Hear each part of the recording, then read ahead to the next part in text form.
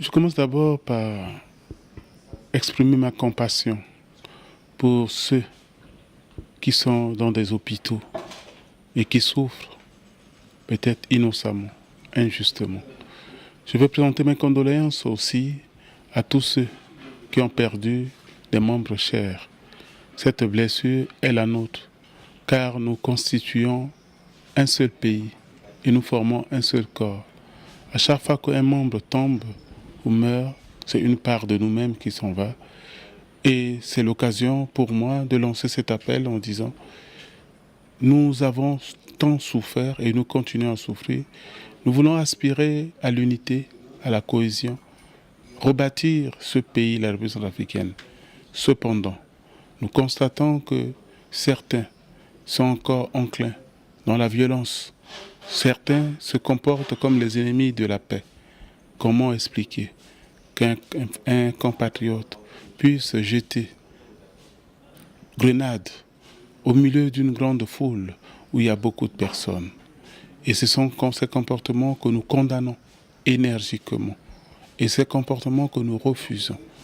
Voilà pourquoi nous demandons à ce que le gouvernement, avec le concours d'un MINUSCA, puisse aussi rechercher celui qui a posé cet acte-là, que justice soit rendue.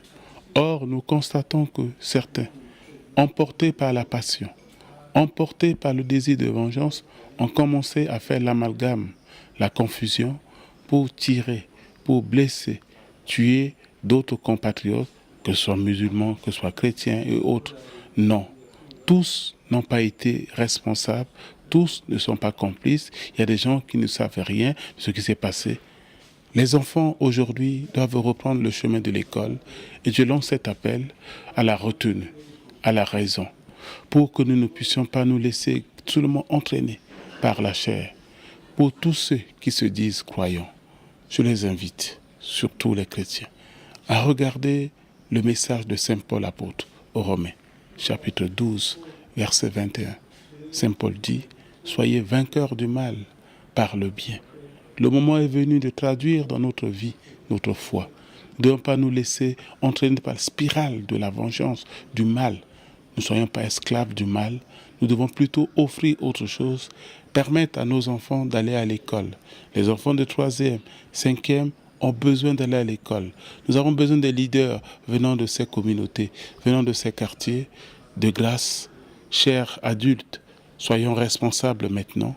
Assumons notre responsabilité en veillant sur les jeunes qui pensent peut-être faire du jeu en prenant des fusils, en prenant le couteau, en blessant. S'il vous plaît, un pays qui aspire à rentrer dans l'égalité, c'est un pays qui met en place aussi des structures de justice. Tous ceux qui tuent, ils auront à rendre compte. Nous ne voulons pas que vous puissiez vous retrouver en prison. Voilà pourquoi nous vous demandons de ne pas aller tuer, ni blesser, ni faire du mal. Et nous espérons que les uns les autres doivent maintenant faire baisser dans leur cœur la haine pour retrouver le chemin de la paix. Nous espérons aussi que les uns les autres vont désarmer leur esprit et regarder l'autre pas comme un ennemi, mais comme un frère. Le moment est venu pour que 3e, 5e et les autres quartiers, nous puissions nous unir tous comme un seul homme. Parler de l'amour, la fraternité, parler de la paix, de la cohésion sociale, car ce pays, c'est le pays de Boganda, c'est le pays de tout le monde.